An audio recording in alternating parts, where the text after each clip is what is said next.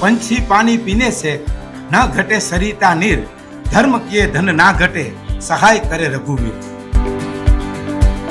અત્યારે અહીંયા અંદાજિત સવારે 40 જેટલા વડીલો અને સાંજે 30 થી 33 જેટલા વડીલો પૂજન કરવા આવે છે.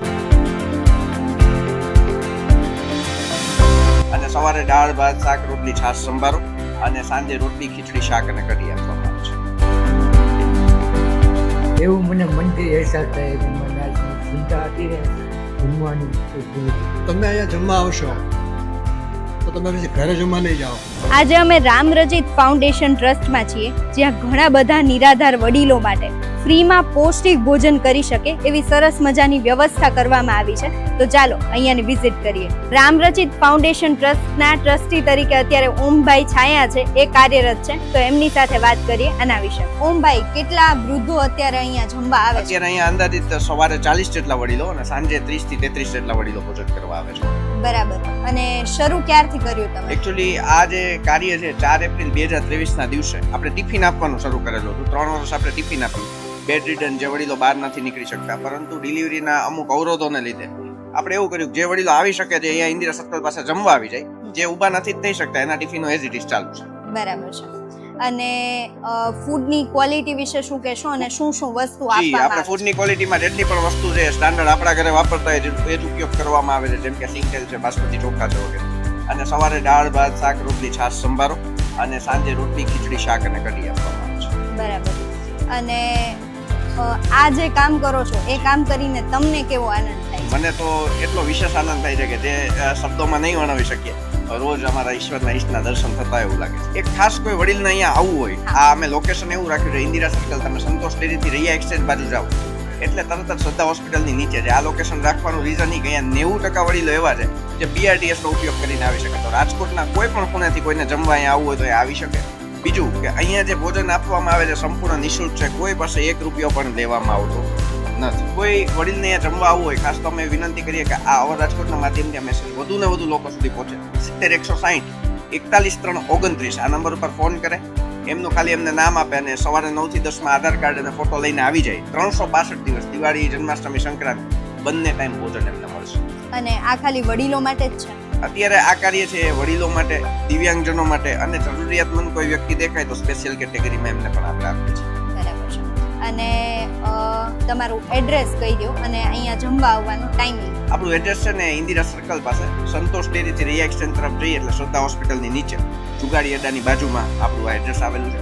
જમવાનો ટાઈમ સવારે 11 થી 2 અને સાંજે 7 થી 9 સવા 9 સુધી ચાલે છે. રજીસ્ટ્રેશન ફરજિયાત છે અને બાયોમેટ્રિક વેરિફિકેશન પર આપણે ચાલીએ છીએ. આજે શું શું છે જમવામાં? જમવામાં છે કેરીનો રસ, ગુવાર બટાકાનું શાક, દાળ ભાત, સંભારો. અને અહીંયા જમવાની તમે કેવી મજા આવે છે? જમવાની બહુ મજા આવે. રોજ સરસ. આવો છો? કેટલા રોજ, સમયથી? રોજ.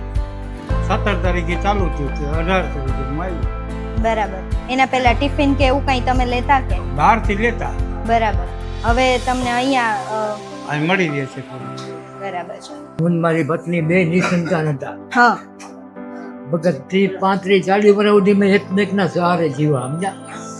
પછી એ અચાનક એને હાર્ટ એટેક આવ્યો હા. ટાટા માઠમ ઉપર, તો એ ગુજરી ગયો. હવે નિસંતાન હતા તો હું એકલો થઈ ગયો. આવું ટાટા માઠમ તું એકલો રહું, કેટલી જગ્યાએ જમવા માટે આમ ભટકો. આ લોકોએ છાપામાં આવ્યું કે નિસંતાન વૃદ્ધો એ લોકો અહીં આવો ને અમારી પાસે જમી જાઓ. તેથી હું ચાલુ થઈ ગયો, હમણાં અઠવાડિયે ચાલુ થયો. મને એવું અત્યારે લાગે કે હવે હું આ શાંતિથી મરી શકીશ એવું મને મનથી અહેસાસ થાય કે મને આજની ચિંતા હતી ને જમવાની એટલે તમને સહારો મળી ગયો. સહારો મળી ગયો મને. અને જમવામાં કાંઈ બાકી નથી, હારામાં સારું બધી જમવા છે. વાહ. બહુ સરસ કામકાજ છે આ લોકોનું, એટલા પ્રેમથી લાગે. એમ ન લાગે કે આપણે પારકી જગ્યાએ મને કે એક જ કુટુંબ છે, મારા ભાઈ, મારા દીકરા દીકરી, એવી રીતે રાખે. રાજકોટ તો બહુ મોટું શહેર છે અને આ શહેરની અંદર આધુનિક યુગ પ્રમાણે વૃદ્ધાશ્રમ બની રહ્યા છે. અહીંયા નિરાધાર લોકોને, અશક્તોને જમવા માટેની વ્યવસ્થાનું એક સ્થળ, પવિત્ર સ્થળ આપણે તમે આવ્યા છો, અમે એનો લાભ લઈ રહ્યા છીએ. તમે અહીંયા જમવા આવશો તો તમે પછી ઘરે જમવા નહીં જાઓ. એવી સરસ રોટલી બને છે, એવું સરસ શાક બને છે, એની સાંજે ખીચડી બને છે. તો આ લોકોનો પ્રેમ જે છે એ પ્રેમ કેવી રીતે ઊભો થયો કે આ લોકોને કંઈક સમસ્યા છે. હું યુવાન છું, હું વૃદ્ધ નથી, એમાં સ્પષ્ટતા થઈ ગઈ છે. છતાં હું આવ્યો છું.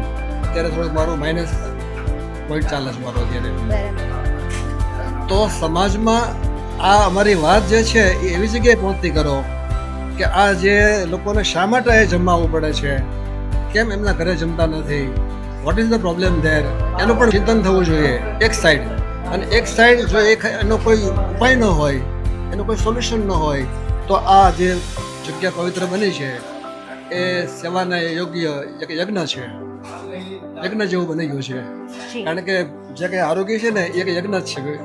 શાકની યજ્ઞ આહુતિ છે, બરાબર. આ ઈશ્વર છે અને ઈશ્વરને આહુતિ આપીએ છીએ અમે. અને એના નિમિત્ત બને છે આપણા સ્વયંસેવકો પોતાની કેટલીક કલાકો અહીંયા ફાળવે છે. તમારી પાસે ટાઈમ નથી, બરાબર. છતાં પણ તમે આવ્યા છો. અત્યારે બધા પ્રોગ્રામને સેટ કરીને તમે 1 કલાક માટે આવ્યા છો. અઘરું છે બહુ, વેરી હાર્ડ. પંછી પાણી પીને છે, ન ઘટે સરિતા નીર, ધર્મ કિયે ધન ના ઘટે, સહાય કરે રઘુવીર. આવું સરસ આયોજન અને વૃદ્ધોને જમાડે છે. બહુ વ્યવસ્થિત સ્ટાફ, એકદમ રિસ્પેક્ટેડ, ગરમા ગરમ જમવાનું. અને આવી સેવાકીય પ્રવૃત્તિ રામ રચિત માનવ સેવા સમાજ ટ્રસ્ટને ધન્યવાદ છે. દરેક વૃદ્ધો દિલથી જમે છે, દિલથી જમાડવામાં આવે છે. જય હિન્દ, જય ભારત.